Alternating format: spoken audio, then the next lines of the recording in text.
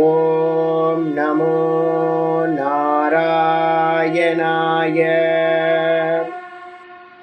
ஓம் நமோ நாராயணாய. ஓம் பூர்ணமதః பூர்ணமிதம் பூர்ணாத் பூர்ணமுதச்யதே பூர்ணஸ்ய பூர்ணமாதாய பூர்ணமேவாவசிஷ்யதே. ஓம் சாந்தி சாந்தி சாந்தி. நம்ம பார்த்துட்டு இருக்கிறது விஷ்ணு சஹஸ்ரநாமத்தில் சங்கர பாஷ்யம் பார்த்துக்கிட்டு இருக்கோம். 55 ஸ்லோகம் பார்த்தீங்கன்னா பார்த்துருக்கோம். ஸ்தோத்திரத்தோட ஆர்டரில் 50லேருந்து 55 வரைக்கும் வாசிச்சிருக்கோம். ஸ்வாபனஸ்வவசோ வியாபி நைகாத்மா நைக கர்ம கிருத் வத்சரோ வத்சலோ வத்சி ரத்னகர்போ தனேஸ்வரः தர்மகுப்தர்ம கிருத்தர்மி சதசக்ஷரமக்ஷரம் அவிஜ்ஞாதா சகஸ்ராம்சுர் விதாதா கிருதலக்ஷணः கபஸ்தினேமி சத்வஸ்தः சிம்ஹோ பூதமகேஸ்வரः ஆதிதேவோ மகாதேவோ தேவேஷோ தேவபிருத்குருः உத்தரோ கோபதிர்கோப்தா ஞானகம்யः புராதனः ஞானகம்யः புராதனः ஷரீரபூதபிருத்கோப்தா கபீந்திரோ பூரிதக்ஷிணः சோமபோமிருதபः சோமः புருஜித்புருஷோத்தமः வினயோ ஜயः சத்யசந்தோ தாசார்கः சாத்வதாம் பதிः ஜீவோ வினயிதா சாட்சி முகுந்தோமித விக்ரமः அம்போ நிதிரனந்தாத்மா மகோததிசயோந்தகः. 55 ஸ்லோகம் பார்த்துருக்கோம். இன்னைக்கு பார்த்தீங்கன்னா 56வது ஸ்லோகம். ஸ்லோகத்தோட ஆர்டரில் சகஸ்ரநாம இது சங்கர பாஷ்யத்தோட ஆர்டரில் 69வது ஸ்லோகம். இது சகஸ்ரநாமத்தோட ஆர்டரில் இப்போ பார்க்க போகிறது. அஜோ மகார்ய ஸ்வாபாவ்யோ அஜோ மகார்ய ஸ்வாபாவ்யோ ஜிதாமித்ரः பிரமோதனः ஆனந்தோ நந்தனோ நந்தः சத்யதர்மா த்ரிவிக்ரமः அஜோ மகார்ஹ ஸ்வாபாவ்யோ ஜிதாமித்ர பிரமோதனः ஆனந்தோ நந்தனோ நந்தः சத்யதர்மா த்ரிவிக்ரமः. இந்த ஸ்லோகத்தில் 10 நாமங்கள் பார்த்தீங்கன்னா பகவானுக்கு சொல்லப்பட்டிருக்கு. இதில் முதல் நாமம் பார்த்தீங்கன்னா அஜக. 521வது நாமம் அஜக. அஜக அப்படின்றதுக்கு அர்த்தம் ஜாயதி இது ஜகா. எதெல்லாம் பிறக்குதோ அதுக்கெல்லாம் பேர் பார்த்தீங்கன்னா ஜகான்னு பேர், ஜந்துன்னு பேர். பகவான் பார்த்தீங்கன்னா பிரம்ம தத்துவமாக இருந்து இங்கே சொல்கிறார். பகவான் பிறப்பில்லாதவர். நம்ம பகவத்கீதையிலேயே பார்த்தீங்கன்னா பார்த்துக்கிட்டே இருக்கிறோம். ஏழாவது அத்தியாயத்தில் 24வது ஸ்லோகம் 7:24 பக்கத்திலேயே போட்டுக்கலாம். 7:24 பகவான் பார்த்தீங்கன்னா ரொம்ப தெளிவாக சொல்கிறார். நான் பார்த்தீங்க அப்படின்னா பிறப்பே இல்லாதவன் நான். ஆனாலும் மனுஷங்க என்ன பண்றாங்க அப்படின்னா அவ்யக்தம் வியக்தி மாப்பன்னம் மன்யந்தே மாம புத்தயா பரம்பாவம் அஜானந்தக மாம் அவ்யயம் அனுத்தமம். பகவான் பார்த்தீங்க அப்படின்னா பிறப்பில்லாதவர். ஆனால் பார்த்தீங்கன்னா இந்த லோக்க மக்கள் எல்லாம் என்ன பண்றாங்க அப்படின்னு கேட்டிங்கன்னா பகவானை பார்த்தீங்கன்னா பிறந்தவர் அப்படின்னு நினைக்கிறாங்க. முக்கியமானது பார்த்தீங்கன்னா அது. அதே மாதிரி இன்னொரு ஸ்லோகம் இருக்கு 4வது அத்தியாயத்தில் 6வது ஸ்லோகம் பகவத்கீதையில 4:6. அஜோபி சன்னவ்யாத்மா பூதானாம் ஈஸ்வரோபி சன்னு பிரகிருதிம் சுவாமதிஷ்டாய சம்பவாம் யாத்ம மாயையா அப்படின்னு சொல்றார். அங்கேயும் என்ன சொல்றாரு அப்படின்னு கேட்டினா நான் பிறப்பில்லாதவன். கிருஷ்ணர் பார்த்தீங்கன்னா நாளைக்கு பார்த்தீங்கன்னா கிருஷ்ணாஷ்டமி பாருங்க, இதே மாதிரி வந்துட்டு இருக்கு. அப்போ பார்த்தீங்கன்னா நான் பிறப்பில்லாதவன் அஜக. பகவானோட லட்சணமே அஜக. அஜகன்றதுக்கு அர்த்தம் ந ஜாயத்தை இது அஜகா. பகவான் பிறக்காதவர். பிறக்காதவராக இருந்தாலும் கூட பார்த்தீங்கன்னா எப்படி இருக்கார் அப்படின்னு கேட்டிங்கன்னா அஜோ அப்பி சன்னு அவ்யயாத்மா. அவ்யயம் அப்படின்னா நாசமே இல்லாதவர். பிறக்காதவருக்கு எங்கே நாசம் வரப்போகுது? பிறந்தா தானே நாசம். ஏதாவது ப்ராப்ளம்லாம் வரும். அவருக்கு எந்த ஒரு நாசமும் இல்லாதவர். பூத்தங்களுக்கெல்லாம் ஈஸ்வரனா இருக்கார். பிறக்காம பூத்தங்களுக்கெல்லாம் ஈஸ்வரனா இருக்கார், சர்வ ஜீவராசிகளுக்கும். அவர் எப்படி வந்தார் அப்படின்னு கேட்டீங்கன்னா, பிரகிருதியை வந்து பாத்தீங்கன்னா, மாயா இருக்கு பாத்தீங்களா, மாயான்ற பிரகிருதியை வந்து பாத்தீங்கன்னா வசப்படுத்திக்கிட்டு, சுவாமதிஷ்டாய அதை வசப்படுத்திக்கிட்டு பிறந்த மாதிரி திரும்ப திரும்ப ராமனா கிருஷ்ணனா வந்து பாத்தீங்கன்னா பிறந்த மாதிரி வந்து பாத்தீங்கன்னா தோன்றினார். சம்பவாமி ஆத்ம மாயையா, அவர் எப்படி சம்பவிக்கிறார்னா தன்னுடைய மாயையை வச்சுக்கிட்டு வந்து பாத்தீங்கன்னா திரும்ப திரும்ப திரும்ப சம்பவிக்கின்றார்னு அர்த்தம், தோன்றுகின்றார் அப்படின்னு ரொம்ப கிளியரா 4வது அத்தியாயத்துல வந்து 6வது ஸ்லோகம் ரொம்ப கிளியர். அப்போ என்ன இது அப்படின்னு கேட்டீங்கன்னா, அஜகன்றதுக்கு அர்த்தம் வந்து பாத்தீங்கன்னா பகவான் நிர்குண ரூபத்திலிருந்து எடுத்துக்கிட்டீங்க அப்படின்னா அஜகன்றது நிர்குண ரூபம், பகவான் பிறப்பில்லாதவர், சுத்த பிரம்ம தத்துவம். அதுக்கப்புறம் மகார்க அப்படின்ற என்ன அர்த்தம், மக அப்படின்றதுக்கு அர்த்தம் வந்து பாத்தீங்கன்னா பூஜைக்குரியன்னு அர்த்தம். அருகக அப்படின்னா அருகதை உடையது. பூஜை அப்படின்றது மக பூஜாயம்னு ஒரு தாத்து, மகானா பூஜை, அருகதை உடையவர், பூஜைக்கு அருகதை உடையவர். இந்த உலகத்துல ஒரே ஒருத்தர் தான். நாங்கள் யாராவது காலை தொட்டாவே, நான் வெளியில எங்கேயாவது போகும்போது காலை தொட்டாவே நான் எனக்கு கூச்சமா இருக்கு. ஏன் அப்படின்னு கேட்டீங்கன்னா, இந்த உலகத்துல வந்து பாத்தீங்கன்னா நமஸ்காரம் பண்ண யோக்கியமானவர் யார் அப்படின்னா ஒரே ஒரு ஆள் தான், ஈஸ்வரன் மட்டும்தான். நான் எங்க போனாலும் வந்து ஐயோ காலை தொடாதீங்க, அண்ணாமலையார் இருக்காரு இங்க. ஈஸ்வரன் வந்து பாத்தீங்கன்னா லிங்க வடிவத்துல வந்து பாத்தீங்கன்னா மலையா நிக்கிறார். அப்ப எதையாவது நமஸ்காரம் பண்ணணும்னா பகவானை நமஸ்காரம் பண்ணுங்க. இந்த தேகம் வந்து பாத்தீங்கன்னா எப்படிப்பட்டது அப்படின்னு கேட்டீங்கன்னா, தேகம் வந்து மலமூத்திரத்தோடு சேர்ந்த தேகம். இந்த தேகத்தையா நமஸ்காரம் பண்றது? அழியாத பகவான் வந்து இருக்கார். அப்ப பூஜைக்குரியவர் யாரு அப்படின்னா, இந்த உலகத்துல பதவி பணம்லாம் வச்சிருக்க நிறைய பேர் இருக்காங்க, எல்லாம் பூஜை பண்றாங்க. அதெல்லாம் பூஜைக்குரியவர்கள் இல்லை, மாலை மரியாதைக்கு உகந்தவர்கள் இல்லை. யார் மாலை மரியாதைக்கு உகந்தவர் ஆராதனைக்கு அப்படின்னா பகவான் மட்டும்தான். அதனால அவருக்கு பேரு மகார்க அப்படின்னு பேர். அஜோ மகார்க சுவாபாவியோ. சுவாபாவியோன்னு என்ன அர்த்தம் அப்படின்னு கேட்டீங்கன்னா, சுவாபாவியக அப்படின்றதுக்கு அர்த்தம் சுயம்புன்னு அர்த்தம். தானே உண்டானவர், தானே உண்டானவர். அவரை யாரும் உற்பத்தி பண்ணல, அப்பாவும் இல்லை அம்மாவும் இல்லை, சுவாபாவியகன்னு பேரு. அதுக்கப்புறம் வந்து பாத்தீங்கன்னா ஜிதாமித்ரஹான்னு பேரு. ஹிரண்யகர்பர் ஈஸ்வரனா வந்து பாத்தீங்கன்னா அவர் தான் அவதாரமா கிருஷ்ணனா நரசிம்மரா ஒவ்வொரு ரூபத்திலேயே வந்தார். வந்து என்ன பண்ணார் அப்படின்னு கேட்டீங்கன்னா, அமித்திரகர்கள் எல்லாத்தையும், அமித்திரக அப்படின்னா என்ன அர்த்தம், ஜித அமித்திர. அமித்திர அப்படின்னா பகைவர்கள் எல்லாத்தையும், விரோதிகள் எல்லாத்தையும் என்ன பண்ணார், சத்ருக்களை எல்லாத்தையும். ஜிதக அப்படின்னா ஜெயம் பண்ணினார். அதனால அவருக்கு பேரு ஜிதாமித்திரகன்னு பேர். ஜித அமித்திர, ஜிதா அமித்திர அப்படின்னு பிரிக்கும்.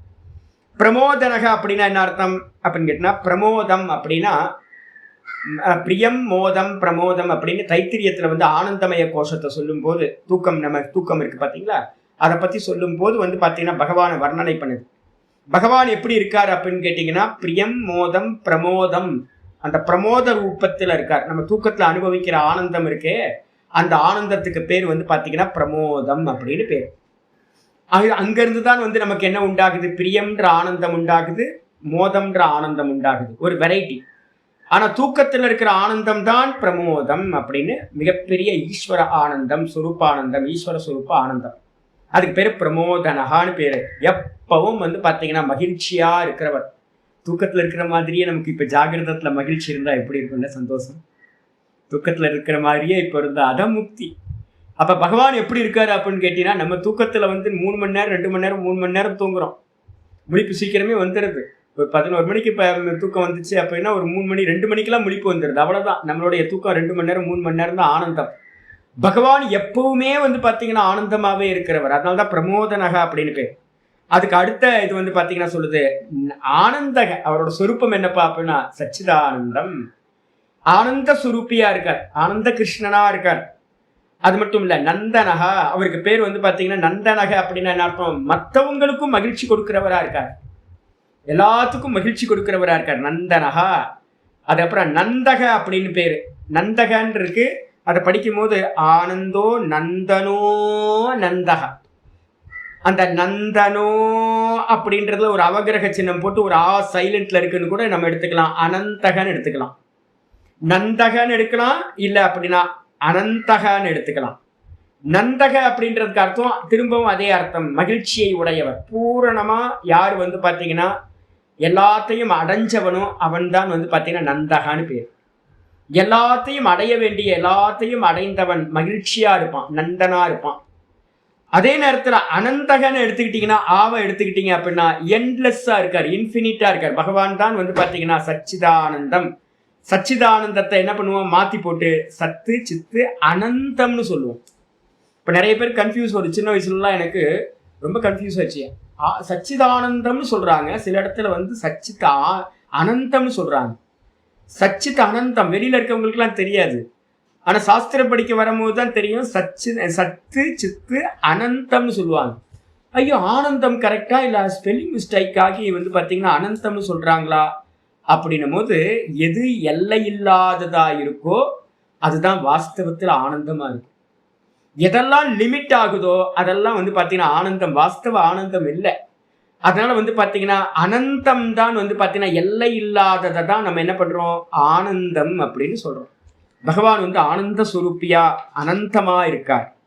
சத்திய தர்மா, பகவான் இருக்கக்கூடிய தர்மம் எது அப்படின்னு கேட்டீங்கன்னா சத்தியம், ஞானம், அனந்தம் பிரம்ம. அப்ப சத்தியமா பகவான் இருக்கார், இருப்பா இருக்கார்.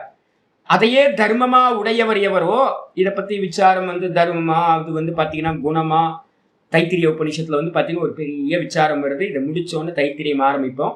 அதனால சத்தியம் ஞானம் அனந்தத்தை பத்தி ஒரு பெரிய பாஷ்யம் இருக்கு, அதை பத்தி அந்த இடத்துல விசாரம் பண்ணிப்போம். அப்ப இந்த இடத்துல ஆச்சாரியர் சொல்றாரு, சத்தியம்ன்றதுக்கு அர்த்தம் திரிகால அபாதித்வம் சத்தியம். 3 காலத்திலும் நீக்க முடியாதது, எவராலும் நீக்க முடியாதது எதுவோ அதுக்கு பேர் சத்தியம்னு பேர். 3 காலத்திலும் எதுவும் நீக்க முடியாம இருக்கு. நான் நேற்று கத்திரிக்காய் சாம்பார் சாப்பிட்டேன், நேற்று சொப்பனத்துல ஹரித்வார் போனேன், நேற்று வந்து ராத்திரி நல்லா ஆனந்தமா தூங்கினேன், இப்பவும் நான் இருக்கேன், உங்களுக்கு பாடம் எடுத்துக்கிட்டு இருக்கேன். அப்ப இந்த நான்ற தத்துவம் வந்து பாத்தீங்க அப்படின்னா எல்லா 3 அவஸ்தைகளையும் 3 காலங்கள்லையும் இருக்கிறதா இருக்கு, யாராலையும் நீக்க முடியாது. மற்றதெல்லாம் வந்து போகுது, ஆனா அந்த நான்றது வந்து பாத்தீங்கன்னா வந்து போறதே இல்லை. அதுதான் பகவானுடைய சொரூபம். அப்ப அந்த நானா இருக்கிற சொரூபம் சத்திய தர்மான்னு பேர். சத்தியம்னா இருப்புத்தன்மையையே, எக்ஸிஸ்டன்ஸையே தர்மமா கொண்டது எதுவோ அந்த பகவானுக்கு பேர் சத்திய தர்மா அப்படின்னு பேர். திருவிக்கிரமகா, திருவிக்கிரமகன் என்ன அர்த்தம், 3 அடியால் இந்த மொத்த உலகத்தையும் அளந்தவர் திருவிக்கிரமசாமி. அதனால அவருக்கு பேர் திருவிக்கிரமகான்னு பகவானுக்கு பேர். பாஷ்யத்துக்கு வந்து 521வது நாமம் அஜகா. அஜக அப்படின்றதுக்கு அர்த்தம் இப்ப நம்ம என்ன பார்த்தோம், பிறப்பில்லாதவர் அப்படின்னு பார்த்துட்டோம். மீனிங் பண்ணும்போது அது ஒரு மீனிங் பார்த்துட்டோம். பிறப்பில்லாதவர்னா யாரு, நிர்குண நிராகாரம், சுத்த பிரம்ம தத்துவம், அவ்வியக்தமா இருக்கிறது, பிறப்பில்லாதது. அதுதான் பகவானோட என்ன ரூபம், பரம்பாவம் அப்படின்னு கீதாலெல்லாம் பார்த்துருக்கோம். இப்ப நம்ம 13வது சாப்டர்ல வந்து பாத்தீங்கன்னா பார்த்துக்கிட்டு இருக்கிறதும் அதுதான். சுத்த பிரம்மத்தை பத்தி தான் 13வது சாப்டர்ல வந்து பாத்தீங்கன்னா பார்த்துக்கிட்டு இருக்கோம். அந்த சுத்த பிரம்மம் வந்து நிர்குண நிராகாரம், பிறப்பில்லாதது, 3 காலத்திலும் எது பிறக்கிறதே இல்லை. அப்ப அப்படிப்பட்டதுன்னு அர்த்தம் மீனிங் எடுத்தாச்சு. ஆனா சங்கரர் என்ன பண்றார், மீனிங் பண்ணும்போது சொல்றார், ஆத் விஷ்ணோர் அஜாயத இதி காமக அஜகா. உங்க தமிழ்ல எழுதும் போது ஆ என்றால் விஷ்ணுன்னு போட்டிருக்கேன், தமிழ்ல ஆ இல்ல அ, ஹ்ரஸ்வகாரம். அ என்றால் விஷ்ணு. டிக்ஷனரி எடுத்து பார்த்தீங்க அப்படின்னா டிக்ஷனரியில முதல் அக்ஷரமே ஆன்னு தான் ஆரம்பிக்கும். ஆ வந்து பார்த்தீங்க அப்படின்னா விஷ்ணுவை குறிக்கிறது, சர்வ வியாபகம். ஆ வந்து பார்த்தீங்கன்னா இந்த மொத்த ஜெகத்தையும் வியாபிச்சிருக்கிறது ஆ. அதனால வந்து பார்த்தீங்க அப்படின்னா ஆ என்றால் விஷ்ணுன்னு போட்டுக்கணும். ஆ என்றால் விஷ்ணு. அது கூட வந்து பார்த்தீங்கன்னா விபக்தி சேரும் போது வந்து பஞ்சம விபக்தி சேரும் போது அதுல வந்து ஆத்துன்னு ஆயிடும். ஆவோட வந்து பாத்தீங்கன்னா பஞ்சமி விபக்தி சேர்ந்து ஆத்துன்னு ஆயிடும். ஆத்துனா என்ன அர்த்தம் அப்படின்னா விஷ்ணுவிடம் இருந்து அப்படின்னு அர்த்தம் எடுக்கணும். அப்போ விஷ்ணுவிட்ட இருந்து வந்து பாத்தீங்கன்னா உண்டான காமம் எது உண்டாச்சு அப்படின்னு கேட்டீங்கன்னா, காமன் வந்து பாத்தீங்க அப்படின்னா விஷ்ணுகிட்ட இருந்து உண்டானவர் காமன், மன்மதன். அந்த மன்மதனுக்கு பேர் வந்து பாத்தீங்கன்னா அஜக அப்படின்னு பேரு. ஆனா விஷ்ணு, அந்த விஷ்ணுவிட்ட இருந்து ஜாயதே, ஜகன உண்டானவர், விஷ்ணுட்ட இருந்து உண்டான காரணத்தினால மன்மதனுக்கு பேரு அஜக அப்படின்னு பேரு. அதனால வந்து பாத்தீங்கன்னா இங்க ஆச்சாரியர் சொல்றாரு, அந்த மன்மத வடிவத்துல யார் இருக்கா, பகவானோட விபூதி தானே மன்மதனும். இந்த உலகத்துல இருக்கிற எல்லாம் பகவானோட விபூதி, நீங்களும் விபூதி, நானும் விபூதி, எல்லாம் விபூதி தான். அப்ப வந்து பாத்தீங்க அப்படின்னா பகவான் வந்து பாத்தீங்கன்னா காம ரூபத்துல, காமனோட ரூபத்துல, மன்மதனோட ரூபத்துல அவர் தான் இருக்கார். அதனால அவருக்கு பேரு, சுவாமிக்கு பேரு அஜக அப்படின்னு பேரு. சரிச்சா? இதுக்கப்புறம் 522வது நாமம் மகார்ஹக அப்படின்னு பேரு. பூஜைக்கு உரியவர், பூஜைக்கு யோக்கியமானவர் அப்படின்னு அர்த்தம். ஆச்சரியர் சின்னதா பாஷ்யம் பண்றார், வேற எதுவுமே இல்லை. மக பூஜாயாம் தாத்துல இருந்து எடுத்துக்கிட்டார். மகக அப்படின்னா பூஜா.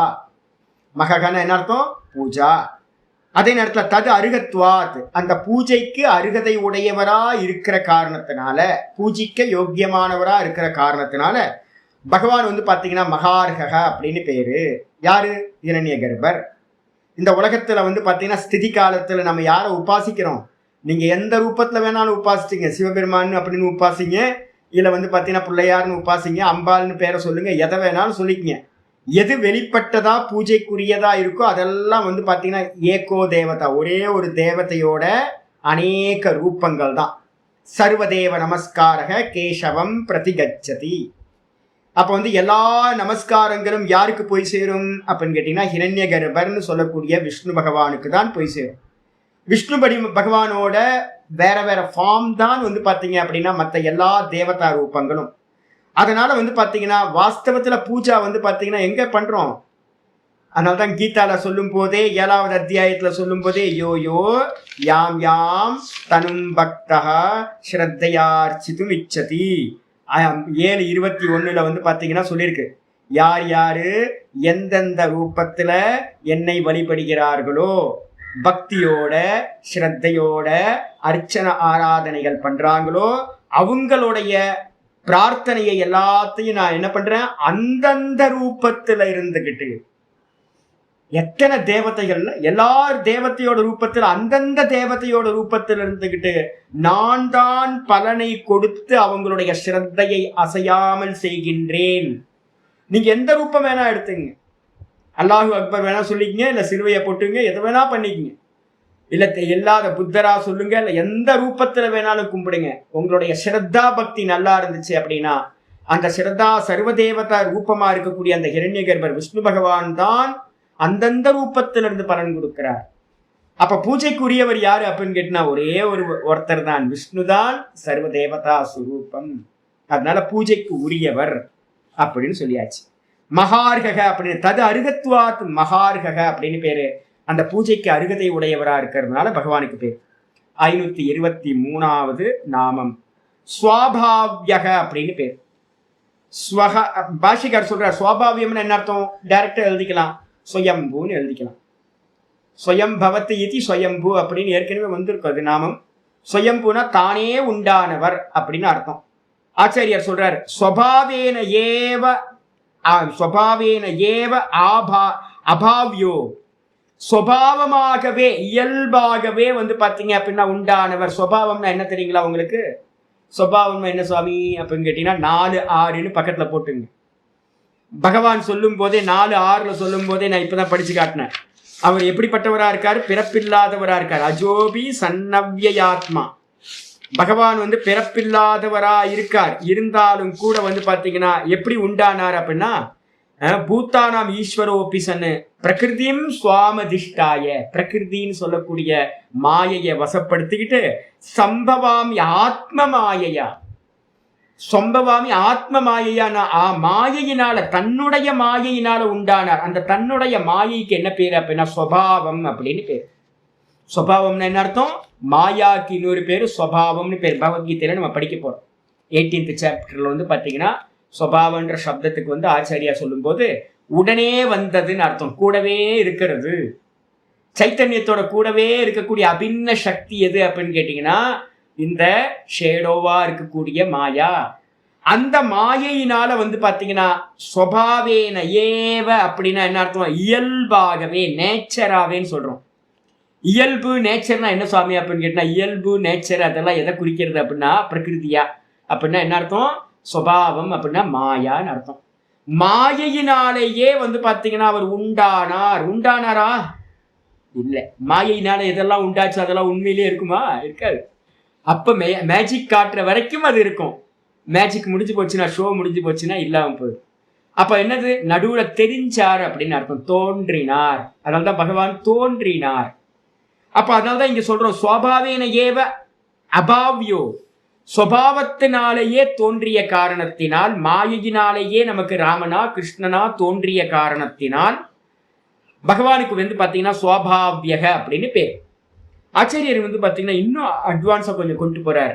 நித்திய நிஷ்பன்ன ரூபத்வாத், எப்பவுமே இருக்கிற ரூபத்தை உடையவரா இருக்கிறதுனால. பகவானோட ரூபம் என்னன்னு கேட்டீங்கன்னா நித்திய சுரூபம். எது? சச்சிதானந்தம்ன்றது ரெடிமேடா ஆல்ரெடி இருக்கு. அந்த சச்சிதானந்தம் வந்து பாத்தீங்கன்னா எங்க இருந்து உண்டானது இல்லை. அப்பாவும் இல்லை அம்மாவும் இல்லை. காளிதாசர் வந்து பாத்தீங்க அப்படின்னா எழுதும் போது எழுதுறார், ஹரிவம்சத்தில் சொல்லும் போது பகவானை பத்தி அம்மா பேசுறாங்களாம். அனாதையே அப்படின்னு திட்டுறாங்க அம்மா. பார்வதி அம்மா வந்து பார்த்தீங்கன்னா சிவபெருமானை வந்து திட்டும் போது, எனக்கு உனக்காவது மாமனார் மாமியார்னு 2 பேர் இருக்காங்க, ரொம்ப அப்படியே அழகா வேற மாதிரி திட்டுறாங்க. உங்களுக்கு மாமனார் மாமியார் இருக்காங்க, ஆனா எனக்கு மாமியாரும் இல்லை மாமனாரும் இல்லை. அப்ப என்ன அர்த்தம்? அனாதையே அப்படின்னு அர்த்தம்.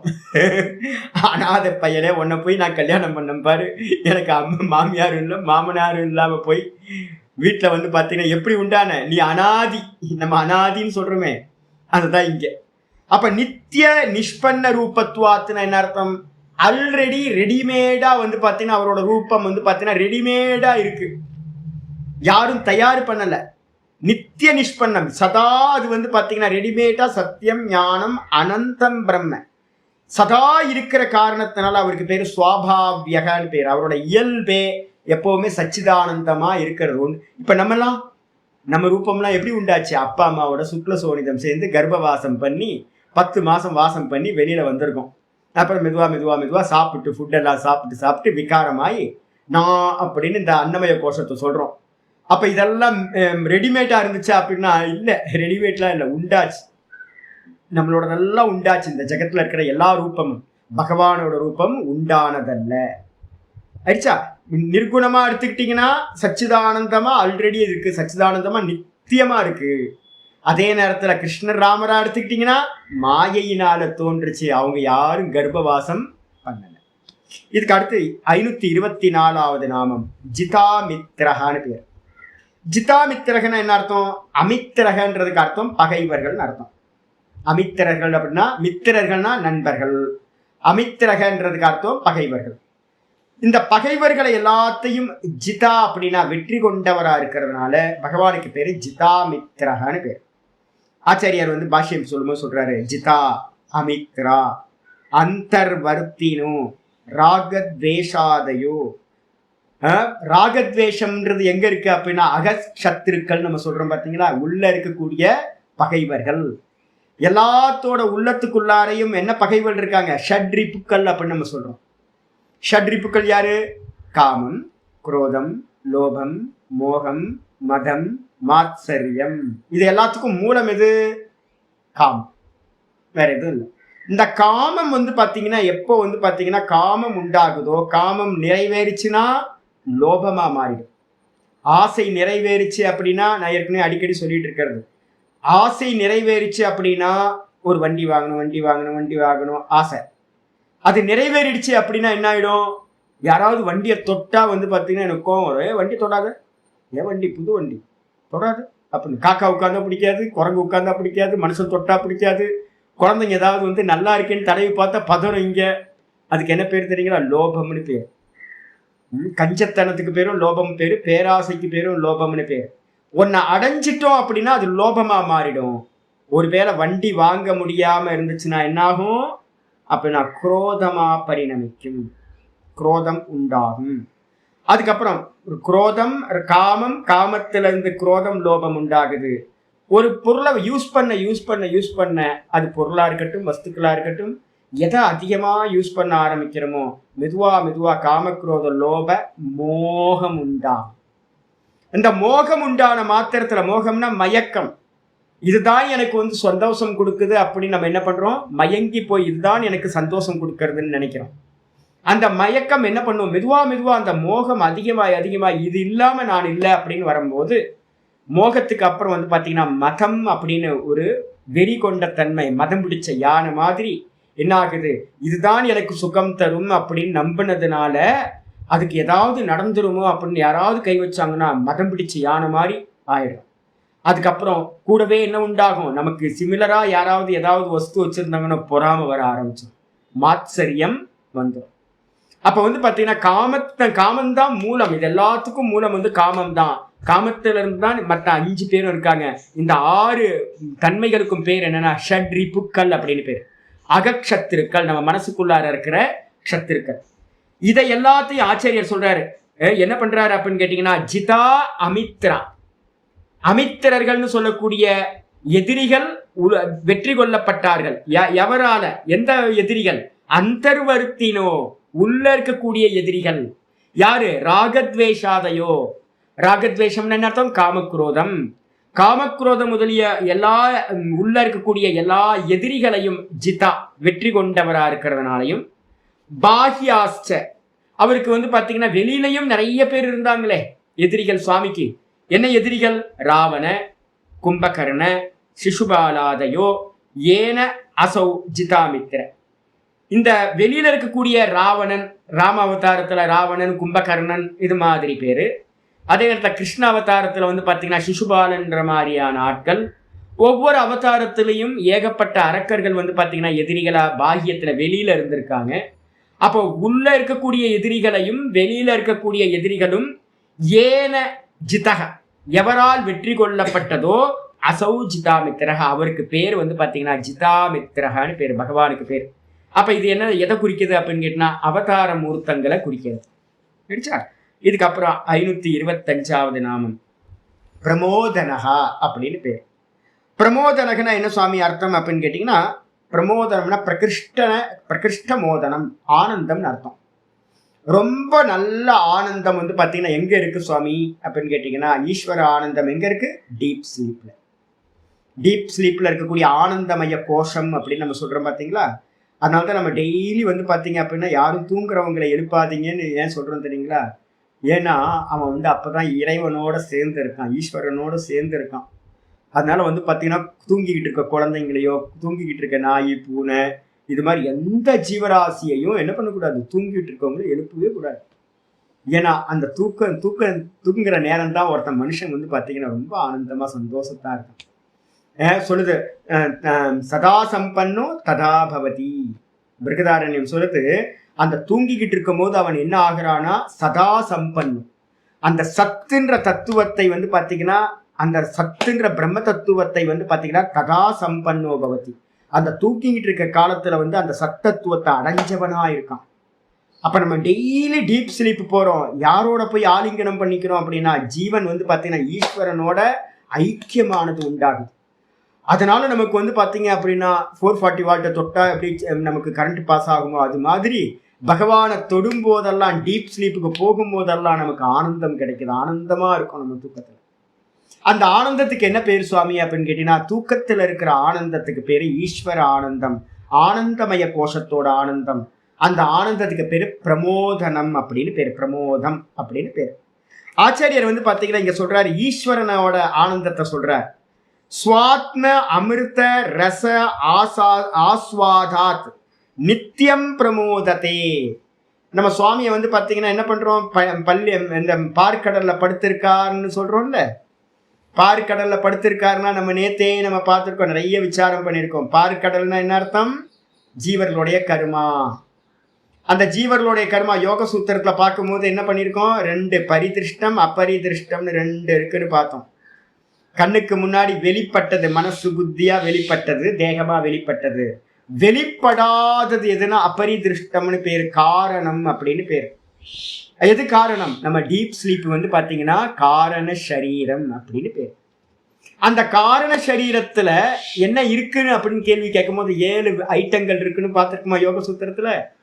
என்ன இருக்கு அப்படின்னு கேட்டா, ஜீவர்களுடைய புண்ணிய பாப்பம் எல்லாம் அங்க வெதரூபத்துல இருக்கு. அந்த இடத்துல என்ன அப்படின்னு கேட்டீங்கன்னா ஜலம். அந்த பார்க்கடல்ல இருக்கக்கூடிய ஜலம்ன்றது எதுனா ஜீவர்களுடைய கர்மா. அந்த கர்மத்துக்கு மேலதான் வந்து பாத்தீங்கன்னா சுவாமி வந்து பாத்தீங்க அப்படின்னா பள்ளி கொண்டிருக்கார்.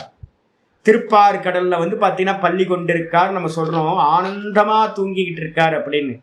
அவர் என்ன ஆனந்தத்துல இருக்கார் அப்படின்னா, நம்ம டெய்லி தூக்கத்துல இருக்கிற ஆனந்தம் யாரோட ஆனந்தம்? சுவாமியோட ஆனந்தம் தான். பள்ளி கொண்டிருக்கார் சுவாமி. அதுதான் இண்டிகேட் பண்றது. அப்ப அந்த இடத்துல வந்து பாத்தீங்கன்னா என்ன ஆனந்தம் இருந்துச்சு? வேற ஏதாவது ஆனந்தம் இருந்துச்சா நமக்கு தூக்கத்துல? நம்ம ஏதாவது சென்சாரிகன்ஸ் அங்க இருந்துச்சா? டிவி பார்த்தோமா, இல்ல வந்து ஆடியோ வீடியோ ஏதாவது இருந்துச்சா, இல்ல நல்ல நாக்குனால எதையாவது நல்லா சாப்பிட்டு டேஸ்ட் பார்த்தோமா, இல்ல ஸ்பர்ஷம் பண்ணி பார்த்தோமா, இல்ல ஸ்மெல் பண்ணி பார்த்தோமா? எதுவுமே இல்லையே. அங்க இந்திரியங்கள் லயமாச்சு, மனசு லயமாச்சு, புத்தி லயமாச்சு. அதுக்கப்புறம் வந்து பாத்தீங்கன்னா எல்லாம் பிராணன்ல போய் லயமாயி அந்த இடத்துல ஒன்னும் தெரியல அப்படின்னு சொல்றோம். ஒன்னும் தெரியல, ஒன்னும் இல்லை. அதுக்கப்புறம் எப்படி இருந்தோம்? நம்ம எப்படி இருந்தோம்? ஆனந்தமா தூங்குனஞ்சி, பரமானந்தமா தூங்குன அப்படின்னு சத்துவகுண தூக்கம்னு ஒண்ணு இருக்கு. அந்த சத்துவகுண தூக்கம் தூங்கும் போது ஆனந்தமா இருக்கும். அதோட ரேடியேஷன் வந்து எந்திரிச்சதுக்கு பிறகு கூட வந்து பாத்தீங்கன்னா மனசு அப்படியே பிரசன்னமா இருக்கும். 3-4 மணி நேரத்துக்கு வந்து பாத்தீங்கன்னா பிரசன்னம் போகவே போகாது. 3 மணிக்கு ராத்திரி எந்திரிச்சோம் அப்படின்னா காலையில 7 மணி வரைக்கும் வந்து பாத்தீங்கன்னா அந்த ஆனந்தத்தோட ரேடியேஷன் போயிட்டே இருக்கும். ஒரு நல்ல சத்துவ தூக்கம் தூங்கணும்னா. அப்ப அந்த ஆனந்தத்துக்கு வந்து பாத்தீங்கன்னா என்ன ஆனந்தம்? அங்க எந்த ஒரு பாகிய விஷயங்களும் இல்லை. அப்ப அந்த தூக்கத்துல இருக்கிற டீப் ஸ்லீப்ல இருக்கிற ஆனந்தம் எது அப்படின்னா சுவாத்ம அமிர்த ரச. அங்க இருக்கிற ஆனந்தம் என்னன்னா என்னுடைய சொரூப ஆனந்தம். சுவாத்மனா என்னுடைய சொரூபம், ஆத்மஸ்வரூபத்தோட ஆனந்தத்தையே ரசம். பகவான் எப்படி இருக்காரு அப்படின்னா தைத்திரியம் சொல்லுது, ரசோ வை சகா. நான் என்ன பண்ணுவேன்னா எப்ப பார்த்தாலும் ரசம் அடிக்கடி வைப்பேன். ரசம் தான் நமக்கு வந்து எப்பவுமே பிரியம். ஏன்னா 2 நாள் புளி ரசம் வச்சோம் அப்படின்னா 3 நாள் சமைக்க வேணாம், எந்த இது பண்ண வேணாம். ஒரு தயிரிய ரசத்தையை வச்சுக்கிட்டு யூஸ் பண்ணிக்கிட்டே போயிட்டு இருக்கலாம். 3 நாள் கெட்டு போகாது. ரசோ வை சக. நான் ரசம் வச்சேன்னா இப்ப ரொம்ப நல்லா வைக்கிறேன். நான் ஒவ்வொரு வாட்டி ரசம் குடிக்கும் போதும் ரசோ வை சக. பகவான் எப்படி இருக்காருப்பா அப்படின்னு கேட்டா பகவான் ரசமா இருக்கார், ஆனந்தமா இருப்பார். உள்ள இறங்கும் போதே ரசம் வந்து பாத்தீங்கன்னா அவ்வளவு திருப்தி கொடுக்கும் உங்களுக்கு. ரசமா இருக்காருன்னா எங்கேயோ ஞாபகம் இருக்கா அப்படின்னு கேட்டீங்கன்னா நம்ம முந்தின கிளாஸ்ல தான் பார்த்தோம். அன்ன ரசமா பகவான் இருக்கார். எதை சாப்பிட்டாலும் அதுல வந்து பாத்தீங்கன்னா அன்னத்திலோட ரசம் அமிர்தம்னு பேரு. ஒவ்வொரு உணவுலையும் அமிர்தமா அவர் இருக்கார். அந்த ஆனந்தத்தை தான் நம்ம வந்து சாப்பாட்டு மூலமா, விதவிதமான சாப்பாடு மூலமா ஆனந்தத்தை அனுபவிச்சுட்டு இருக்கோம். பகவான் எப்படிப்பட்டவர் அப்படின்னா ஆனந்த சுரூபம், சுவாத்ம சுரூபம். அவர் ஆனந்தம். அதை வந்து பாத்தீங்கன்னா அந்த ரசத்தை வந்து பாத்தீங்கன்னா பகவான் என்ன பண்றார்? தன்னுடைய ஆத்ம சுகத்தையே அவர் என்ன பண்றார்? ஆஸ்வாதாத். சதா காலமும் அதையே அவர் வந்து பாத்தீங்கன்னா சுவைச்சுக்கிட்டு இருக்கார். அதனாலதான் பள்ளி கொண்ட பெருமாள் நம்ம சொல்றோம். பகவான் வந்து பாத்தீங்கன்னா அனந்த சயனத்துல இருக்கார் அப்படின்னா என்ன அர்த்தம்? சொரூப சுகத்தையே, ஆனந்தத்தையே அவர் அனுபவிச்சுட்டு இருக்கார். ஸ்மைல் பண்ணிக்கிட்டே இருப்பாரா? பார்க்கடல்ல படுத்திருக்க ரொம்ப ஸ்மைல் பண்ணிக்கிட்டே இருக்காரா? ஏன் ஸ்மைல் பண்றாருன்னா ஒரு ஆனந்தம். குழந்தைங்க வந்து பாத்தீங்கன்னா தூங்கிட்டு இருக்குமே பாருங்க, எந்த ஒரு கல்லங்கப்பட்டம் இல்லாம தூக்கம் வந்து குழந்தைங்களுக்கு கிடைக்கும். ஒரு 1 வயசு 2 வயசு 3 வயசுல குழந்தைங்க அப்படியே சிரிக்கும் பாருங்க. அப்படியே ஒரு பிரசன்னமா இருக்கும் டீப் ஸ்லீப்ல. அந்த மாதிரி பகவானும் வந்து பாத்தீங்கன்னா சதா வந்து பாத்தீங்கன்னா என்ன பண்ணிட்டு இருக்கார்? தன்னுடைய ஆத்ம சுகத்தையே அனுபவிக்கின்றார். அதனால வந்து பாத்தீங்கன்னா நித்தியம் பிரமோதத்தை. பகவானுக்கு வந்து பாத்தீங்கன்னா நித்தியம் வந்து பாத்தீங்கன்னா ஆனந்தமா இருக்கார். நம்ம எல்லாம் 2 மணி நேரம் 3 மணி நேரம் தான் டெய்லி. பகவான் 24 மணி நேரமும் ஆனந்தமோ ஆனந்தம் ஆயிடுச்சா. இதுக்கப்புறம் வந்து பாத்தீங்கன்னா தியாயினம் கூட வந்து பாத்தீங்கன்னா ஆச்சாரிய சொல்றாரு டீப் ஸ்லீப்ல மட்டும் இல்லப்பா, வேற எங்க இந்த ஆனந்தம் கிடைக்கும் அப்படின்னு கேட்டீங்கன்னா டீப் ஸ்லீப்ல கிடைக்கும். அதுக்கப்புறம் சமாதியில, நிர்விகல்ப சமாதியில கிடைக்கும். நிர்விகல்ப சமாதியில வந்து பாத்தீங்க அப்படின்னா தியாயினாம் தியான மாத்திரேன. தியாயிகள் அப்படின்னா தியாயினாம் அப்படின்னா தியானம் செய்பவர்களுக்கு அந்த தியானம் வந்து பாத்தீங்கன்னா அட்வான்ஸா போகும்போது என்ன ஆகும்? அந்த ஆனந்தம் வந்து பாத்தீங்கன்னா சதா அந்த ஈஸ்வரன்ட்டையே மனசு நின்று போச்சு அப்படின்னா சமாதி சம்பவிக்கும். அந்த சமாதியில வந்து பாத்தீங்க அப்படின்னா தியான மாத்திரேனன்றதுக்கு அர்த்தம் அந்த தியானத்து மூலமா அடையக்கூடிய சமாதியினாலேயே அந்த சமாதியில இருக்கிறவங்களுக்கு என்ன கிடைக்குது? பிரமோதம் கரோதி. பகவான் வந்து பாத்தீங்கன்னா பிரமோதத்தை கொடுக்கின்றார். பிரமோதம்னா ஆனந்தத்தை கொடுக்கிறார். மிகப்பெரிய ஆனந்தம், ஆனந்தமய கோஷத்தை வந்து பாத்தீங்கன்னா ஆனந்தத்தை கொடுக்கின்றார். இதுவா பிரமோதனக அப்படின்னு. நிர்விகல்ப சமாதிக்கு போகணும்னா என்ன பண்ணணும்? இந்த ஆனந்தத்தையும் இது ஆப்ஜெக்ட் நீங்க பண்ணீங்க அப்படின்னா சுரூபானந்தத்துக்கு. அப்போ சவிகல்ப சமாதிகள் எல்லாத்திலையும் ஈஸ்வரனோட நாமரூபத்தை எடுத்துட்டு போயிட்டு அதுல சமாதி பண்ணினீங்கன்னா ஆனந்தம் கிடைக்கும். அதுலயும் வைராக்கியம் வந்தா நிர்விகல்ப ஆனந்தம், சச்சிதானந்த ஸ்வரூப ஆனந்தம் கிடைக்கும். அப்ப யார் கொடுக்குறா? பகவான் தான் கொடுக்கிறார். ஆனந்த சச்சிதானந்தமா இருக்கிற பகவான் தான் பண்றார். அதனால அவருக்கு பேர் பிரமோதனகான்னு பேர்.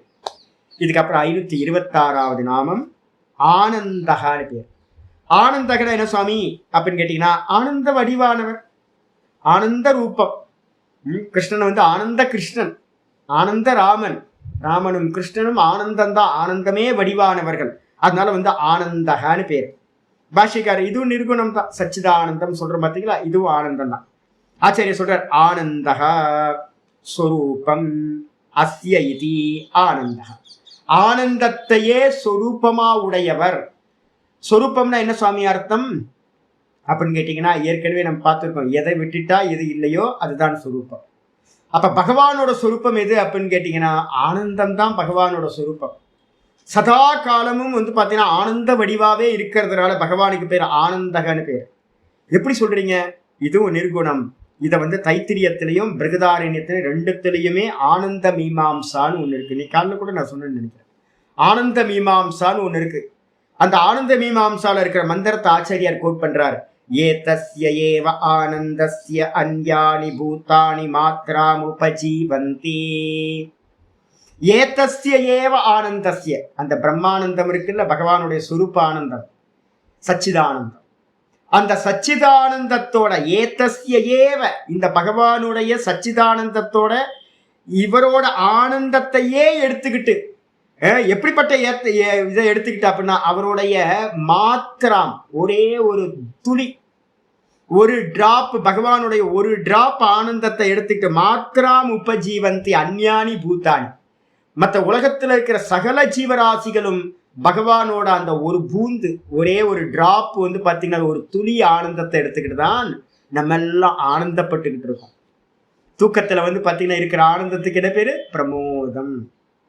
அதே நம்ம இந்த ஜகத்துல அனுபவிக்கிறது ஆனந்தம் இருக்குல்ல, தூக்கத்துல என்ன ஆனந்தம் இருக்கோ அதோட சின்ன சின்ன சின்ன டிராப் தான் ஜாகிரதத்திலையும் சொப்பனத்திலையும் செதறி இருக்கு.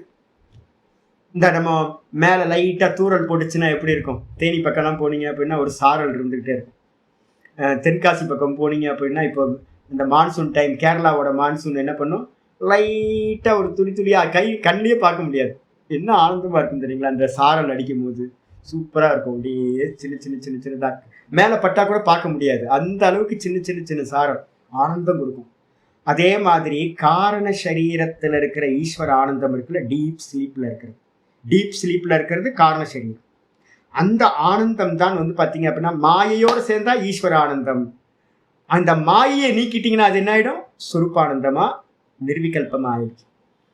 அப்போ அதுதான் வந்து பாத்தீங்கன்னா மாயையோடு சேர்ந்து ஈஸ்வர ஆனந்தமா இருக்கிறது தான் என்ன ஆகுதுன்னா சொப்பனத்திலையும் ஜாகிரதத்திலையும் வெளிப்படுது. அப்ப நம்ம ஜாகிரதத்துல வந்து ஹல்வா சூப்பரா இருக்குல்ல, பிரேம விலாஸ் ஹல்வா வந்து சூப்பரா இருக்குல்ல. மதுரை போயிருக்கீங்களா? மதுரை போனா ஸ்டேஷன்ல இறங்கினோடனே ஆப்போசிட்ல இருக்கும் பிரேம விலாஸ் அப்படின்னு இருக்கும். இருட்டுக்கடை அல்வாலாம் ஒன்றும் இல்லைங்க. பிரேம விலாஸ் அல்வாக்கு ஈக்குவலா வந்து இருட்டுக்கடை அல்வாலாம் இல்லை. அந்த இருட்டுக்கடை இந்த பிரேம விலாசில் வந்து பார்த்தீங்கன்னா நைட்டு 10-11 மணிக்கெலாம் வந்து சாப்பிடுவாங்க. எனக்கு ஒரு சாமி இருந்தார் ஃப்ரெண்டு. நாங்கள் டெய்லி மதுரை கோயிலுக்கு போவோம் மீனாட்சியை பார்க்கறதுக்காக. மீனாட்சியை பார்த்தோன்னே, சாமி மீனாட்சி பிரசாதம் கொடுப்பாங்க, வாங்க பார்ப்போம் அப்படின்னு. எங்கே பிரசாதம்? பிரேம விலாஸுக்கு போகணும். பிரேம விலாஸ் போனால் தான் மீனாட்சி வந்து பிரசாதம் கொடுப்பாங்க. அவன் என்ன பண்ணுவான், ஒரு இலையில வந்து பார்த்தீங்க அப்படின்னா இலையில கொடுப்பான் பிரசாதம். ஒரு 1-2 அது கணக்கு சொல்லுவாங்க. என்னென்னா 15 ரூபாய்க்கு 20 ரூபாய் அப்போ இருந்துச்சு. ஒரு சின்ன இது 50 கிராம முன்னாடி 10 ரூபாய், இப்போ அதுக்கப்புறம் அதிகமாகிடுச்சு. ஒரு சின்னதாக கொடுப்பான். ஒரு எடுத்து வந்து பார்த்தீங்கன்னா அந்த ஹல்வாவை எடுத்து சுட சுட கொடுப்பாங்க. ஈவினிங் டைமில் போனீங்கன்னா சாமியை மீனாட்சி நல்லா தரிசனம் பண்ணிட்டு வந்தோம் அப்படின்னா நடந்து போகிற தூரம் தான், பிரேம விலாசில் வந்துடலாம். வந்தோன்னே கூட்டம் நிற்கும், அப்படியே நிற்கும். அந்த அல்வாக்காக வந்து பார்த்தீங்கன்னா அப்படியே பிரம்மானந்தத்தை எதிர்பார்த்து காத்துட்டு இருக்கோம். அல்வாவை வாங்கி வாயில விட்டோம் அப்படின்னா டக்குன்னு உள்ள போயிடுங்க. அது நிற்கவே நிற்காது, சறுக்கிக்கிட்டு அப்படியே நெய்ய அப்படியே ஒழுங்க இருக்கும். அப்படி எடுத்து உள்ள போட்டு அப்படியே ஆனந்தமா இருக்கும். அப்படியே என்ன ஆனந்தம் சாமி! ஹல்வால இருக்கிற ஆனந்தத்துல இருந்து எல்லா ஆனந்தமும் என்ன ஆனந்தம் வாஸ்தவத்துல அப்படின்னு கேட்டீங்கன்னா, அந்த பிரம்மானந்தம், தூக்கத்துல நம்ம தூங்கிக்கிட்டு இருந்த ஆனந்தம் இருக்கே, அந்த ஆனந்தத்தோட ஒரு பூந்துல பூந்து தான். அந்த அந்த சாரல் அடிக்கிற மாதிரி லைட்டா ஒவ்வொரு டிராப் கண்ணுக்கு தெரியாம இருந்துச்சுல, அது மாதிரி விஷய சுகங்கள்ல வந்து பாத்தீங்கன்னா அந்த ஆனந்தம் வெளிப்படுது. அப்ப ஹல்வால இருக்கிற ஆனந்தமும் பகவானோட ஆனந்தம், மியூசிக்ல இருக்கிறதும் ஆனந்தம். இந்த உலகத்துல இருக்கிற எதெல்லாம் நம்ம அனுபவிச்சுக்கிட்டு இருக்கிறோமோ, இந்த உலகத்துல சர்வ ஜீவராசிகளும் எல்லா ஆனந்தமும் வந்து பாத்தீங்கன்னா அந்த சொரூப ஆனந்தத்தோட லேச மாத்திரம், ஒரு துளி. அதான் இங்க சொல்றது மாத்திராம் உபஜீவந்தி. ஆயிடுச்சா? இப்ப நம்ம அது சொல்றோம்ல, எதை எடுத்தாலும் நமக்கு இனிமே கவனம் இருக்கணும். எனக்கு கவனம் இருக்கு. நான் யாராவது வந்து பாத்தீங்கன்னா சுவைச்சு சாப்பிடல அப்படின்னா எனக்கு வந்து பாத்தீங்கன்னா கோவம் வரும். ஏன் அப்படின்னு கேட்டீங்கன்னா, பகவான் என்னவா இருக்கார்? அன்ன ரசமா இருக்கார். ஒவ்வொன்றுத்தையும் கான்சியஸா எடுத்து பார்த்தோம்னா ஆனந்தம் எது அப்படின்னு கேட்டீங்கன்னா, எல்லா விஷயத்திலையும் இருக்கிற ஆனந்தம் வாஸ்தவத்துல ஒரே ஆனந்தம், ஈஸ்வர ஆனந்தம், சொரூப ஆனந்தம், ஈஸ்வரனோட சொரூப ஆனந்தம். அதனால வந்து பாத்தீங்கன்னா எந்த ஆனந்தத்தை அனுபவிக்கும் போதும் பகவானை வந்து பாத்தீங்கன்னா திங்க் பண்ணிக்கலாம். இதெல்லாம் ஈஸ்வர ஆனந்தம், ஹல்வால இருந்து எல்லாத்துலையும். இதுக்கப்புறம் ஆச்சாரியர் இதி ஸ்ருதேகே, ஸ்ருதி வந்து பாத்தீங்கன்னா இவ்வாறு சொல்லப்பட்டிருக்கு. இதுக்கப்புறம் ஆனந்தத்துக்கு அப்புறம் வந்து ஆச்சாரியர் சொல்றாரு 527 நந்தனக, 527வது நாமம் நந்தனக. நந்தனகனா என்ன அர்த்தம் அப்படின்னு கேட்டீங்கன்னா, இந்த லோக்கத்துல இருந்தா யசோதால இருந்து வந்து பாத்தீங்கன்னா எல்லாத்துக்கும் சின்ன குழந்தையில இருந்தே ஆனந்தத்தை கொடுத்துக்கிட்டே இருந்தார். இப்போ நேற்று யாரோ ஒரு கிருஷ்ணரோட போட்டோ வச்சிருந்தாங்களே, யாரோ டக்குன்னு பார்த்தாவே சந்தோஷம் வருது. கிருஷ்ணனை வந்து பாத்தீங்கன்னா பாலகிருஷ்ணனை ஒரு சின்ன ஆளிலையில ஒரு போட்டோ போட்டிருந்தா அதை பார்த்தாவே நமக்கு சந்தோஷம் வந்துடுது. பார்த்தாவே சந்தோஷம் கொடுக்குறான்னா அப்போ அவன் எப்படிப்பட்ட ஆளா இருப்பான் யோசிச்சு பாருங்க. டச் பண்ணா எப்படி இருக்கும்? ஆற தழுவிக்கிட்டோம் அப்படின்னா அந்த குழந்தையா கிருஷ்ணன் வந்து பாலகிருஷ்ணனா ஒரு கை குழந்தையா இருந்து கட்டி பிடிச்சிக்கிட்டோம் அப்படின்னா என்ன சந்தோஷம் வரும்ல. நான் ஒரு பையனை வந்து பாத்தீங்கன்னா சின்ன பையன் இருக்கான், ரொம்ப சின்ன பையன். நான் கோயிலுக்கு போகும்போது காலையில டெய்லி என்ன பண்ணுவேன், அவன் கிளம்பி ரெடியாக ஸ்கூல் கிளம்பிடுவான். இங்கே வா இங்கே வா இங்கே வான்னு கூப்பிட்டு வந்து பார்த்தீங்கன்னா ஒரு ஹக் பண்ணிக்கிட்டு அனுப்புறது. ஐயோ என்ன ஆனந்தம்னு நினைக்கிறீங்க? கிருஷ்ணனா இருந்தாலும் எப்படி இருக்கும்? கிருஷ்ணனை கட்டி பிடிச்சி ஆரத்தழுவுனா யசோதா என்ன தவம் பண்ணியிருப்பாள்ல. கிருஷ்ணனோட வந்து பார்த்தீங்கன்னா பார்த்து பார்த்து பார்த்து பார்த்து எவ்வளோ சுகம் இருக்கும். ஈஸ்வரனே வந்து பார்த்தீங்கன்னா தன்னோட குழந்தையா இருக்கணும்னா என்ன ஒரு ஆனந்தம். பார்த்தாவே போட்டோ பார்த்தாவே ஆனந்தம் இருக்கு அப்படின்னா அவன் இருக்கும்போது எத்தனை பேருக்கு ஆனந்தத்தை கொடுத்துருப்பான். அப்ப வந்து பாத்தீங்கன்னா அவனுக்கு என்ன பேர் அப்படின்னா பக்தர்களை வந்து பாத்தீங்கன்னா மகிழ்ச்சி படுத்துறவன். அதனால அவனுக்கு பேர் வந்து பாத்தீங்கன்னா நந்தனகான்னு பேர். ஆச்சாரியர் சொல்ற நந்தயதி இதி நந்தனகா, எல்லாத்தையும் பக்தர்களுக்கு எல்லாத்துக்கும் வந்து பாத்தீங்கன்னா மகிழ்ச்சியை கொடுக்கறதுனால. இப்ப நம்ம பேசும்போதே நமக்கு சந்தோஷம் கிடைக்குது இல்ல. கிருஷ்ணனை பத்தி பேசும்போதே கீதையில வந்து பாத்தீங்கன்னா எவ்வளவு ரசம். கீதா கிருஷ்ணரை பத்தி பேசல, ஆனா வந்து பாத்தீங்கன்னா கிருஷ்ணரோட சொரூபத்தை பத்தி பேசும்போதெல்லாம் கிருஷ்ணன் சொன்ன வாக்கெல்லாம் கிருஷ்ணன்ற நினைப்பெல்லாம் வந்து பாத்தீங்க அப்படின்னா, அதனாலதான் நம்ம சொல்றோம் உபனிஷத் சொல்லும்போது சொல்லுது கிருஷீர் என்ன வார்த்தைனா பூவாச்சகா. அதே மாதிரி கிருஷீர் அப்படின்ற வார்த்தையிலிருந்து கிருஷ்ணன்ற சப்தம் செய்யப்பட்டது. அது சத்தையும் குறிக்கும் ஆனந்தத்தையும் குறிக்கும் அப்படின்னு உபனிஷத் சொல்லுது. கோபால காப்பினி உபனிஷத் சொல்லுது. பகவான் எப்படிப்பட்டவர் அப்படின்னா அந்த கிருஷ்ணன்ற சப்தமே வந்து பாத்தீங்க அப்படின்னா ஆனந்த சுரூபம், சத் சுரூபம், சச்சித ஆனந்தம். அது அதனால வந்து பாத்தீங்கன்னா பகவான் வந்து பாத்தீங்கன்னா எல்லாத்தையும் வந்து பாத்தீங்கன்னா நினைச்ச மாத்திரத்துக்கு சுகம் தரார். அதனால அவருக்கு பேரு நந்தனகன்னு பேர். அதுக்கப்புறம் நந்தகன்னு அடுத்தது 528வது நாமம் நந்தக. நந்தகன என்ன சுவாமி அர்த்தம் அப்படின்னு கேட்டீங்கன்னா மகிழ்ச்சி. மகிழ்ச்சிக்கு பேரு நந்தகன்னு பேரு. நந்தக அப்படின்னா என்ன அர்த்தம்? மகிழ்ச்சின்னு பேரு. எப்படி மகிழ்ச்சி உண்டாகும்? ஆச்சாரியார் வந்து பாத்தீங்கன்னா சொல்றாரு சர்வாபிர் உபபத்திபிகி சம்ருத்தோ நந்தகா. எல்லா விஷயத்திலையும் பூரணமாக இருந்தார். எல்லாத்திலையும் சம்ருத்தி அப்படின்னா என்ன செழிப்பு நம்ம சொல்லுவோம்ல, நல்ல பூரணமா. பணம் இருந்தா அன்லிமிட், அழகு இருந்தா அன்லிமிட், வீரம் இருந்தா அன்லிமிட், வைராக்கியம் இருந்தா அன்லிமிட். பகவான்கிட்ட வந்து பாத்தீங்கன்னா எல்லா வெல்த்தும் அஷ்டலக்ஷ்மியும் எப்படி இருந்துச்சு அப்படின்னு கேட்டீங்கன்னா பூரணமா இருந்துச்சு. அதான் இங்க சொல்றாரு சர்வாபிர் உபபத்திபிகி. உபபத்தின்னு அந்த இடத்துல லாஜிக் எடுக்காதீங்க. உபபத்திபிகி அப்படின்னா வெல்த் எடுத்துங்க. எல்லா வெல்த்தும் வந்து பாத்தீங்கன்னா எப்படி இருந்துச்சு அப்படின்னா அடைய வேண்டியதெல்லாம் சம்ருத்தோ பூரணமா ரொம்ப செழிப்பமா அடையப்பட்ட காரணத்தினால பகவானுக்கு பேரு நந்தகன்னு பேரு. அவர்கிட்ட எந்த தரித்திரமும் இல்லை. மகாலட்சுமி ஹிருதயத்துல வச்சிருந்தா எங்க தரித்திரம் வரப்போகுது? நினைச்சதெல்லாம் வந்து பாத்தீங்கன்னா அவரோட கையில், அவரோட ஜெகத்தாச்சு அது. அப்போ ஜெகத்து ஃபுல்லா அவரோட தான் இருக்கிறதுனால பூரணமான வெல்த்தையும் அடைந்தவர். அதனால அவருக்கு பேர் நந்தகான்னு பேர். அது மட்டும் இல்ல, சுகம் வைஷயிகம் ந அஸ்ய வித்யதை இதி ஆனந்தா. ரொம்ப அருமையானது. பகவான் வந்து பாத்தீங்க அப்படின்னா என்ன சொல்றாரு அப்படின்னா, சுகம் வைஷயிகம், விஷயத்திலிருந்து வர சுகம் இருக்குல்ல, அந்த விஷயத்திலிருந்து வர சுகம் வந்து பாத்தீங்கன்னா பகவானுக்கு வந்து பாத்தீங்கன்னா இல்லாத காரணத்தால் ந அஸ்ய வித்யதை. பகவான் வந்து விஷய சுகத்தை அனுபவிக்கிறது இல்ல. ஏன்? அவர் எங்க இருக்கார்? பகவான் எங்க இருக்கார்? தூக்கத்துல, டீப் ஸ்லீப்ல ஆனந்தமா இருக்கார், ஜீவனோட கர்மத்துக்கு மேல பார்க்கடல்ல. அப்ப விஷயம் எங்க வருது? விஷயம் வந்து ஜாகிரத சொப்பனத்துல தான் இருக்கு, தூக்கத்துல டீப் ஸ்லீப்ல இல்ல. அப்ப வந்து பாத்தீங்கன்னா நம்ம அனுபவிக்கிற ஹல்வால இருந்து அனுபவிக்கிற எல்லா சுகங்களும், சொப்பனத்துல பாக்குற எல்லா சுகங்களும் இந்த டீப் ஸ்லீப்ல இருக்கிற ஈஸ்வரனுக்கு என்ன இருக்காது? தெரியவே தெரியாது. நம்ம தான் அல்வான்னு இருக்கோம், ஹல்வா எல்லாம் சூப்பரா இருக்கு அப்படின்னு. பகவானுக்கு அல்வாவோட சுகம் தெரியவே தெரியாது. ஏன் அப்படின்னா அவர் அந்த மூல சோர்ஸா இருக்கக்கூடிய ஆனந்த ஸ்வரூபத்தையே அனுபவிச்சுட்டு இருக்காரு. அதனால நந்தகன்றதுக்கு பக்கத்துல ஆவை போட்டுட்டீங்கன்னா என்ன ஆயிடும்? நெகட்டிவ் ஆயிடும். அனந்தகன் ஆயிடும். அனந்தகன் என்ன அர்த்தம்? மகிழ்ச்சி இல்லாதவர். என்ன மகிழ்ச்சி, என்ன சந்தோஷம்? விஷயத்திலிருந்து வரக்கூடிய மகிழ்ச்சி, சந்தோஷம் இல்லாதவர்.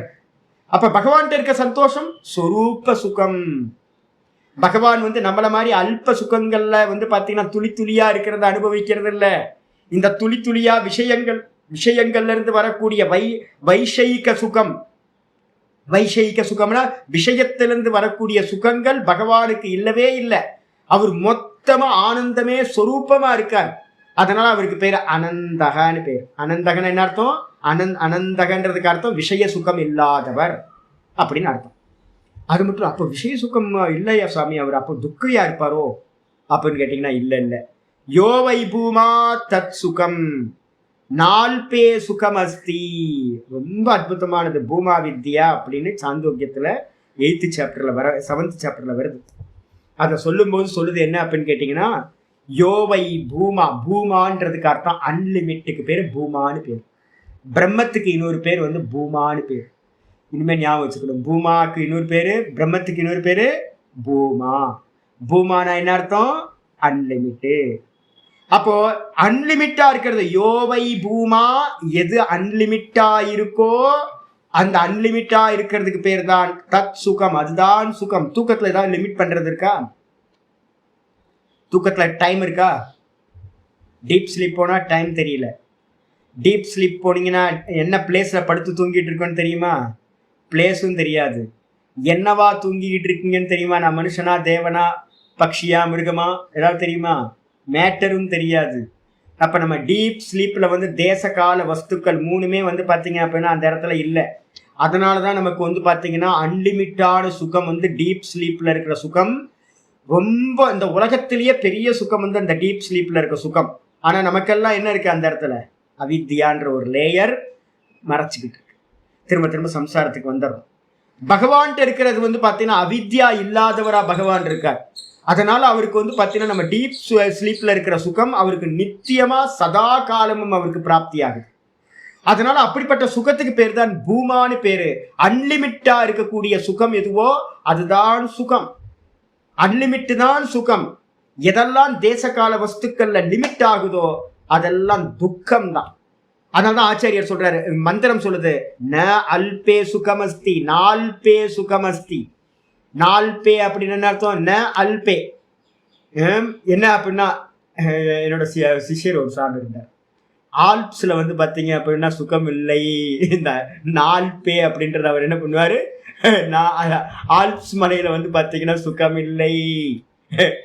ஆல்ப்ஸ் நம்ம சொல்றோமே பாக்குறதுக்கு, ஆல்ப்ஸ்ல எல்லாம் சுகம் இல்லை சாமி. ஏன்னா அதுவும் டைம் ஸ்பேஸ் லிமிட் ஆயிடுது உங்களுக்கு. அப்போ எது அல்பமாயிருக்கோ, எந்த சுகம் அல்பமாயிருந்தாலும் தேசகால வஸ்துக்களால பரிச்சின்னப்பட்டாலும் லிமிட் ஆனாலும் அது வந்து பாத்தீங்கன்னா சுகம் இல்லை. அன்லிமிட்டா இருக்கக்கூடிய அந்த பிரம்மானந்தம் மட்டும்தான் சுகம் அப்படின்னு ஸ்ருதி சொல்லுது. அடிச்சா பாஷ்யத்துக்கு வந்து நம்ம எல்லாம் விஷய சுகத்தை எடுக்கிறோம். பகவான் வந்து பாத்தீங்கன்னா சொரூப சுகத்துல ஆனந்தமா இருக்கார். 529வது நாமம் சொல்லுது சத்திய தர்மா. சத்திய தர்மான என்ன சுவாமி அர்த்தம் அப்படின்னு கேட்டீங்கன்னா, சத்தியம்னா உண்மைன்னு அர்த்தம். உண்மையான தர்மத்தை உடையவர். என்ன உண்மையான தர்மம் அவர்கிட்ட இருக்கு? சத்தியம் ஞானம் அனந்தம் பிரம்ம. சத்தியமும் ஞானமும் அனந்தமும் பியூர் எக்ஸிஸ்டும், பியூர் வந்து ஞானமும் பியூர் பிளிஸ்ஸும் வந்து பார்த்தீங்கன்னா பகவான்கிட்ட சுரூபமா இருக்கு. ஒரு நாளும் பொய்ச்சி போகாதது. சத்து சித்த ஆனந்தம்ன்றது ஒரு நாளும் பொய்ச்சி போகாதது, ஒரு க்ஷணமும் பொய்க்காதது.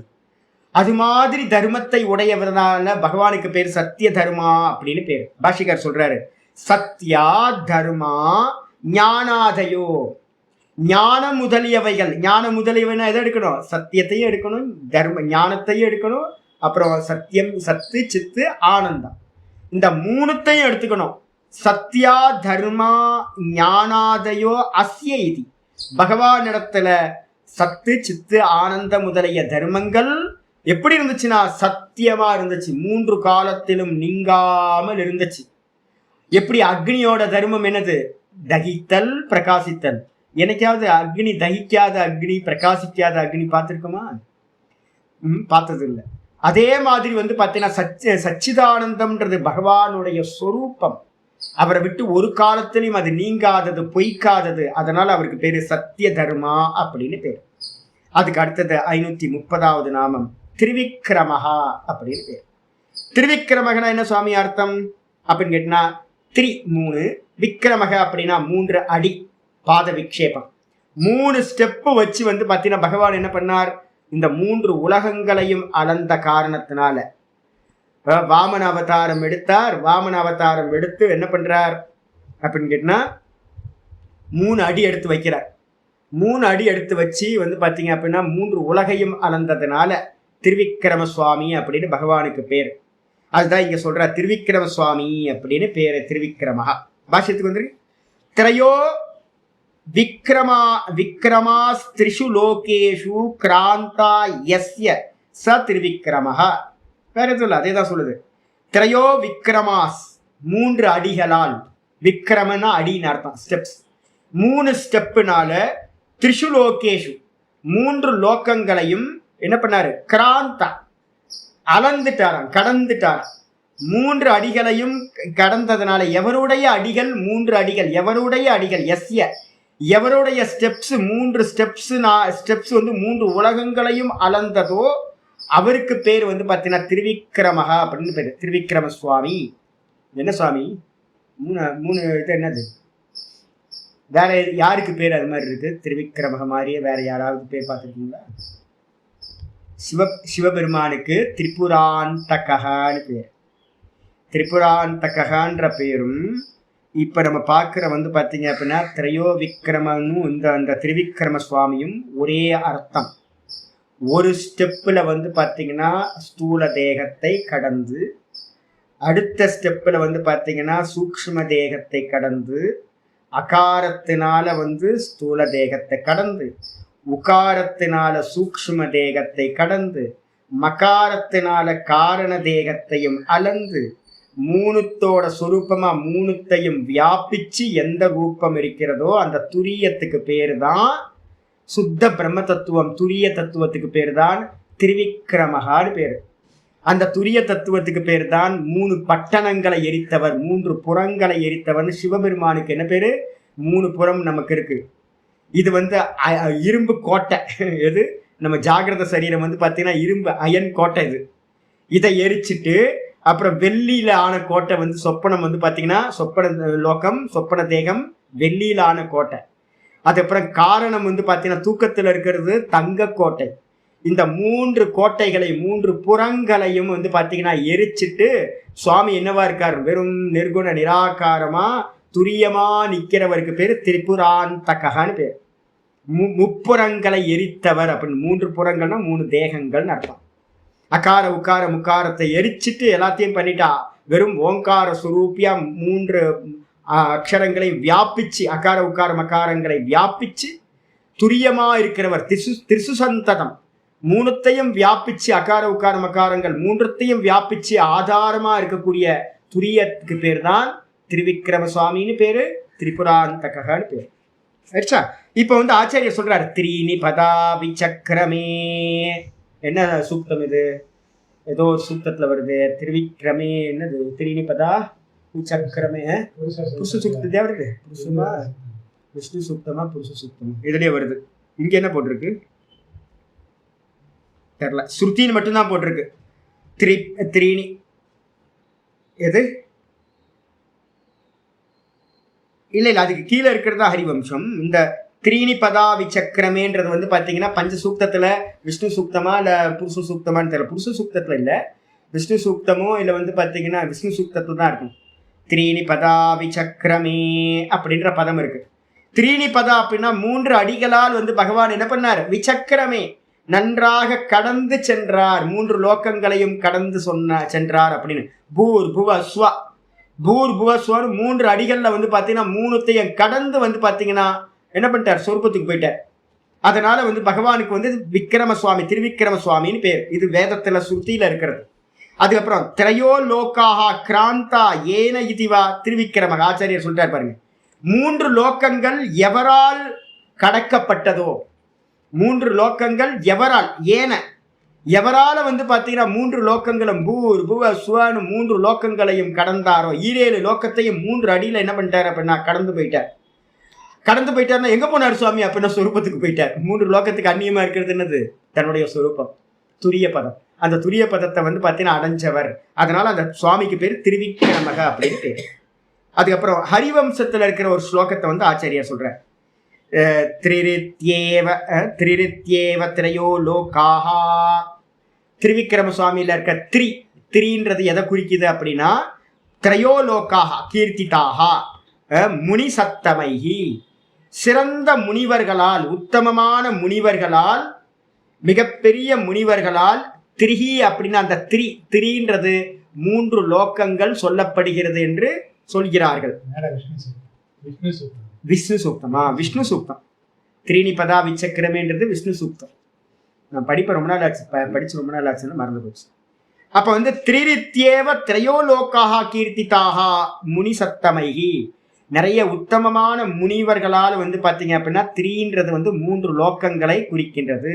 பூர் புவ சுவ. பொதுவா சங்கேத்தமா என்ன பண்ணுவாங்கன்னு கேட்டீங்கன்னா பூர் புவ சுவன்னு திரைலோக்கம் அப்படின்னு இருக்கும். கீதாலையும் வந்து பார்த்தீங்கன்னா திரைலோக்கியா அப்படின்ற சப்தங்கள்லாம் நிறைய இடத்துல வரும், சாஸ்திரங்கள் எல்லா இடத்துலையும் வரும். திரைலோக்கியம்ன்றது வந்து பார்த்தீங்கன்னா உபலக்ஷணார்த்தம் அப்படின்னு சொல்லுவோம்.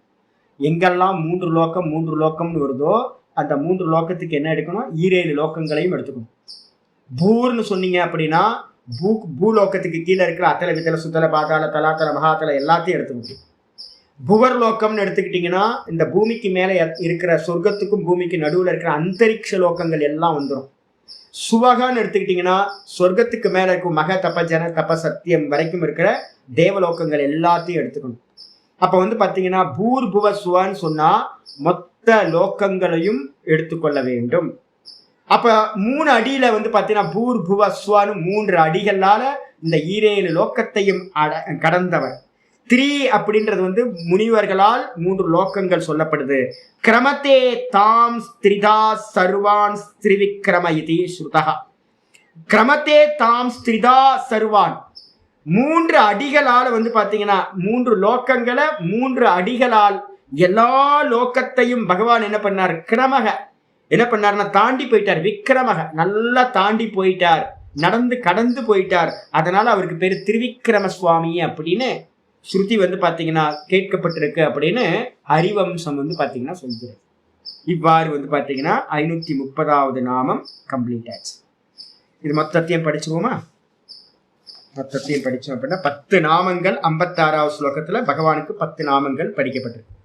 ஓம் அஜாய நமஹ, ஓம் மகார்ஹாய நமஹ, ஓம் ஸ்வாபாவ்யாய நமஹ, ஓம் ஜிதாமித்ராய நமஹ, ஓம் பிரமோதனாய நமஹ, ஓம் ஆனந்தாய நமஹ, ஓம் நந்தனாய நமஹ, ஓம் நந்தாய நமஹ, ஓம் சத்யதர்மினே நமஹ, ஓம் திரிவிக்ரமாய நமஹ.